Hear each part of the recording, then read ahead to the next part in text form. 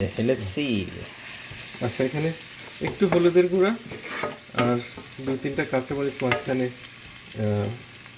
ইয়ে করে দিয়েছি, একটু স্লাইস করে দিয়েছি, পুরো আলাদা করে নিই। এভাবেই রান্না করতেছি, যেহেতু সামিন খেতে চায় না হচ্ছে রেড পেপার, মানে গুঁড়া লাল গুঁড়া মরিচের গুঁড়া, লাল মরিচের গুঁড়া না, আচ্ছা লাল মরিচের ওটা খেতে চাচ্ছে না, সেই জন্য আমরা গোলমরিচের গুঁড়া দিয়েছি। তো দেখা যাক এটা দিয়ে কী হয়। একটু পেঁয়াজ আর ভেজে নিয়ে নিলাম, হালকা একটু পানি দিয়ে দিই, তাহলে মশলাটা পুড়ে যাবে না। এর মধ্যে লবণও দিয়ে দিয়েছিলাম।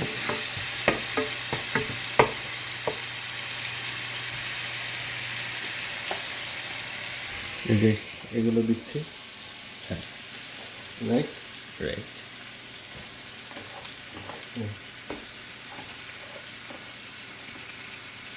ওকে।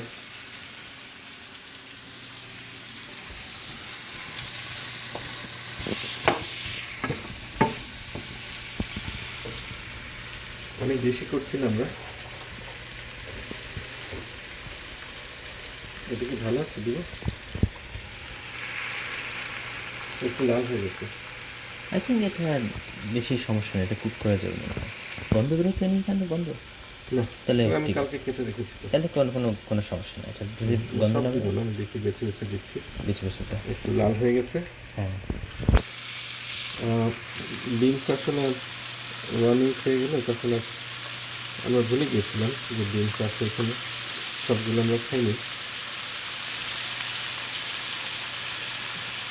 বেছে বেছে কিছু দিয়ে দিলাম।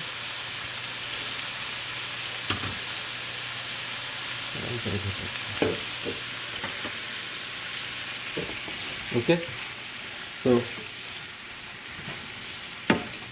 এটা আমরা অল্প একটু, আমরা হচ্ছে